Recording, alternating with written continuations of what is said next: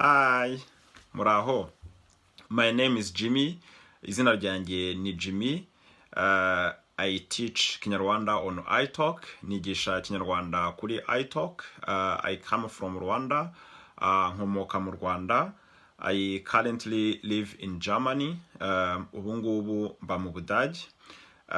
Apart from Kinyarwanda, which is my mother language, uretse Kinyarwanda, muri rwanjye kavukire, I speak other languages, mvuga izindi ndimi like French, English, German, Swahili, mvuga izindi ndimi nk'igifaransa, icyongereza, ikidage ndetse n'igiswahili.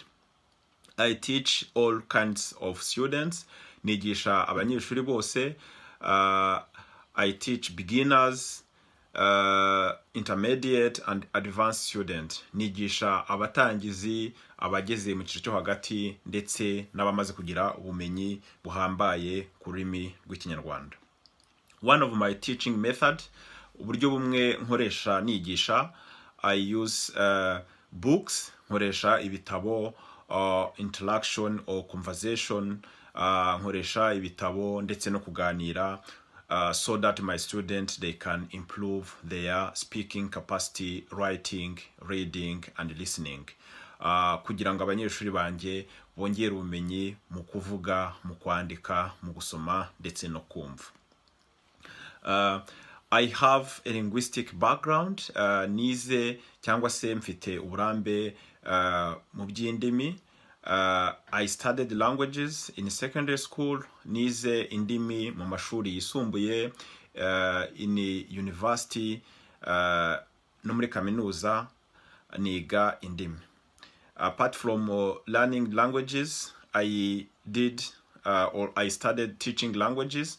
Nize ndetse no kwigisha indimi muri kaminuza, where I have a bachelor degree in teaching.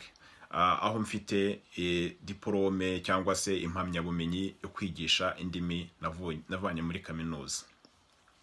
I would like to encourage you to come to my class. Ndagushishikariza kuza mu ishuri ryanjye.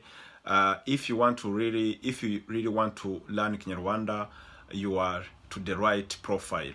Niba ushaka kwiga Kinyarwanda, uri ku mwarimu mwiza, I will encourage you, I will help you, I will facilitate to learn and know Kinyarwanda.